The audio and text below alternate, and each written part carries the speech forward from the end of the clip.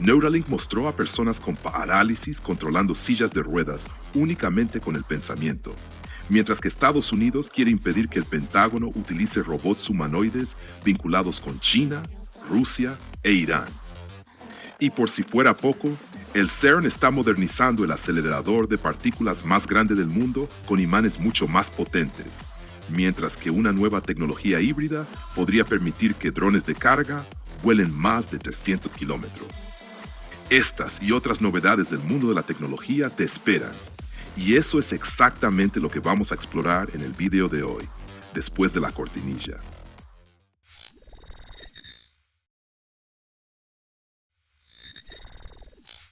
¿Qué tal, familia? Soy Jefferson y estás en Mais Tecnología. Si eres un entusiasta de la tecnología y te gusta estar siempre al tanto, dale like, suscríbete al canal, comparte este video y deja tu comentario aquí abajo para fortalecer la comunidad.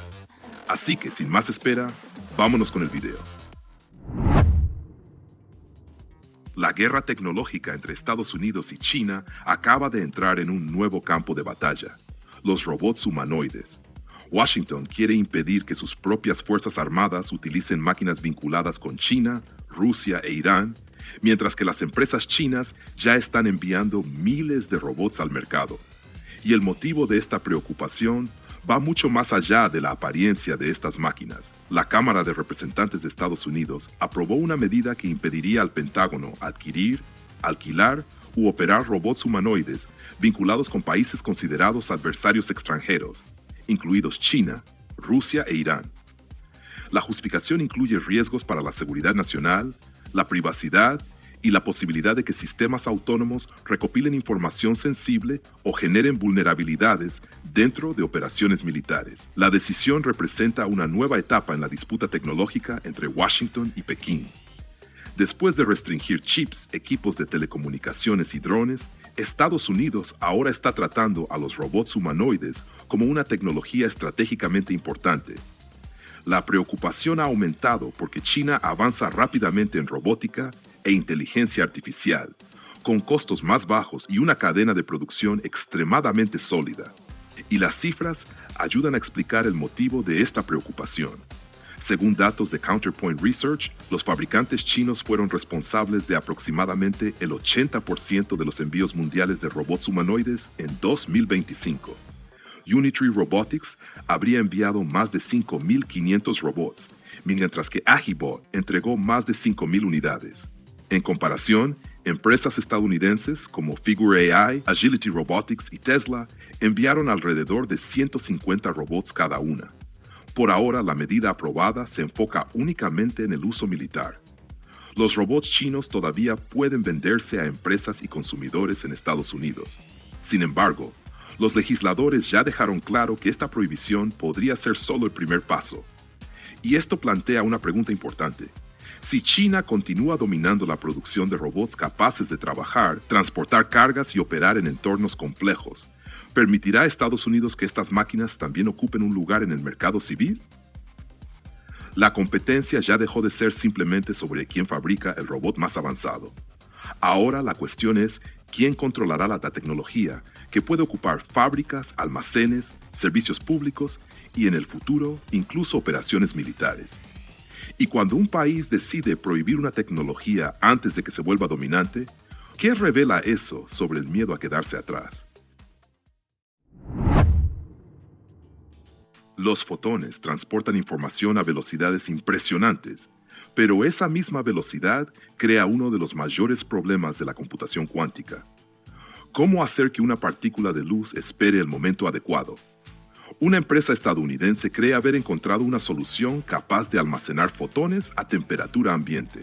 PhotonQ está desarrollando una memoria cuántica capaz de recibir un fotón y mantenerlo circulando en una trayectoria controlada por espejos de alta reflectividad. De esta manera, la partícula puede permanecer temporalmente en espera hasta el momento adecuado para ser utilizada en un cálculo. La tecnología busca resolver un problema importante de la computación cuántica basada en la luz. Como los fotones transportan información y necesitan llegar al mismo punto en el momento exacto, pequeñas diferencias de tiempo pueden comprometer una operación. La memoria funcionaría precisamente como una especie de fila para organizar esa llegada. La principal diferencia es que el sistema puede funcionar a temperatura ambiente. En lugar de depender de estructuras extremadamente complejas como la criogenia y el vacío, la propuesta consiste en almacenar los fotones de una forma más sencilla y facilitar su integración en computadoras y redes cuánticas.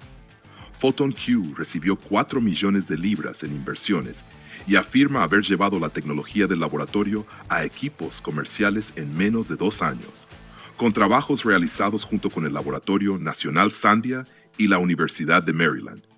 La computación cuántica podría depender de algo aparentemente simple, hacer que la luz espere. Y si esta tecnología realmente logra convertir esa espera en una memoria práctica, lo que hoy es uno de los mayores obstáculos para conectar computadoras cuánticas, podría terminar convirtiéndose en parte de la solución. Tesla encontró una forma curiosa de entrenar a su robot humanoide Optimus, colocar cámaras en la espalda de trabajadores reales y registrar cada movimiento que realizan dentro de una fábrica.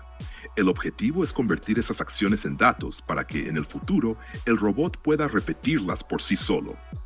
Trabajadores seleccionados de la gigafábrica de Tesla en Grünheide, Alemania, deberán usar cámaras acopladas a sus mochilas mientras realizan tareas de ensamblaje. Los equipos registrarán cómo sostienen herramientas, manipulan componentes y ejecutan las diferentes etapas de la fabricación. Con esta información, Optimus podrá aprender a reproducir esas acciones de forma autónoma. Tesla ya utiliza una estrategia similar en Estados Unidos, con operadores que realizan movimientos específicos para generar datos de entrenamiento. Sin embargo, en Alemania todavía existen dudas sobre cómo se administrará la participación de los trabajadores, y la iniciativa aún no había sido discutida con el Consejo de Trabajadores de la fábrica. La legislación alemana también podría exigir una consulta cuando sistemas técnicos monitorean el comportamiento o el desempeño de los empleados. Mientras que la planta de Grünheide ayudará a entrenar a los robots con datos reales de una fábrica, la planta de Reutlingen participará en el desarrollo de sensores, actuadores, cajas de engranajes y equipos para la producción a gran escala. El problema es que, según Elon Musk, fabricar Optimus en grandes cantidades podría ser el mayor desafío de producción que Tesla haya enfrentado, ya que muchos de sus componentes todavía requieren nuevos proveedores o fabricación propia. Con aproximadamente 1,80 m de altura, cerca de 73 kilogramos de peso y más de 40 grados de libertad, Optimus ya muestra avances en velocidad, equilibrio y movilidad. Ahora, Tesla está intentando enseñar a la máquina a trabajar observando directamente a los seres humanos. Y cuando un robot comienza a aprender cada vez más tareas observando a los trabajadores, surge una pregunta inevitable. ¿Cuál será la próxima función que una máquina podrá aprender a realizar en lugar de una persona? Tesla no solo está construyendo un robot, está creando una máquina que aprende observando cómo trabajan los seres humanos. Y si Optimus logra dominar cada vez más tareas dentro de una fábrica, ¿cuántas funciones seguirán dependiendo de trabajadores humanos en el futuro? El acelerador de partículas más grande del mundo acaba de recibir una actualización importante. El CERN logró poner en funcionamiento una nueva generación de imanes superconductores que puede aumentar significativamente el número de colisiones de partículas y ayudar a los científicos a buscar fenómenos que aún no han sido explicados por la física. Los nuevos imanes alcanzaron campos magnéticos de 11.3 teslas, aproximadamente un 35% por encima de la generación actual. La apertura también aumentó de 70 a 150 milímetros, lo que permite enfocar los haces de protones con mayor precisión y aumentar la tasa de colisiones dentro del acelerador. Durante las pruebas, los imanes alcanzaron su corriente máxima de operación de 16.230 amperios sin sufrir un quench, fenómeno que interrumpe el estado superconductor. Los 17 circuitos eléctricos de la instalación también alcanzaron sus corrientes de operación, mientras que el sistema de protección logró liberar de forma segura hasta 38 megajulios de energía magnética almacenada. Ahora, los investigadores analizan los datos obtenidos sobre los imanes, la criogenia, el vacío, los sistemas de energía y los mecanismos de protección. En septiembre se realizarán nuevas pruebas para verificar la repetibilidad del desempeño de todo el sistema. Se espera que el Gran Colisionador de Hadrones de Alta Luminosidad entre en funcionamiento en 2030. Con muchas más colisiones, los científicos podrán recopilar más datos y buscar fenómenos raros más allá del modelo estándar de la física de partículas. Y es precisamente ahí donde podría encontrarse el próximo gran descubrimiento sobre la estructura del universo. Cuanto más potente se vuelve este acelerador, más profundamente puede la humanidad investigar la materia. Y si una de esas colisiones revelara algo que obligara a la ciencia a reescribir parte de lo que sabemos sobre el universo, Neuralink mostró a personas con parálisis controlando sillas de ruedas motorizadas únicamente con la actividad del cerebro. Sin usar las manos, los participantes lograron avanzar, retroceder, girar e incluso ajustar el asiento y el respaldo de la silla. El sistema utiliza un implante colocado en la corteza motora, la región responsable de planificar los movimientos voluntarios. El dispositivo cuenta con 1024 electrodos distribuidos en más de 100 hilos ultrafinos, capaces de registrar las señales neuronales en tiempo real. Un modelo de aprendizaje automático interpreta esa actividad y transforma las intenciones de movimiento en comandos digitales. En la práctica, el participante controla un cursor en la pantalla de una computadora utilizando únicamente la actividad cerebral. Ese cursor está conectado a una aplicación que muestra una transmisión en vivo de la cámara instalada en la silla y convierte los movimientos en comandos. Así, mover el cursor hacia arriba hace que la silla avance, hacia abajo, que retroceda, y hacia los lados, que gire. Cuanto más se desplaza el cursor, mayor es la velocidad. Los participantes lograron desplazarse por pasillos interiores y caminos al aire libre. El sistema también cuenta con un mecanismo de seguridad. Cuando la persona deja de concentrarse, el cursor regresa al centro y la silla gradualmente la velocidad hasta detenerse. El implante tiene aproximadamente 23 milímetros de diámetro y un robot quirúrgico especializado inserta sus electrodos con precisión para reducir el daño al tejido cerebral. La tecnología aún es experimental y no ha sido aprobada por la Administración de Alimentos y Medicamentos de Estados Unidos. Aún así, la empresa informó que 26 personas en diferentes partes del mundo ya habían recibido el implante hasta junio de 2026. Si los pensamientos ya pueden controlar una silla de ruedas, ¿cuál será el próximo dispositivo que podrá obedecer directamente las órdenes del cerebro?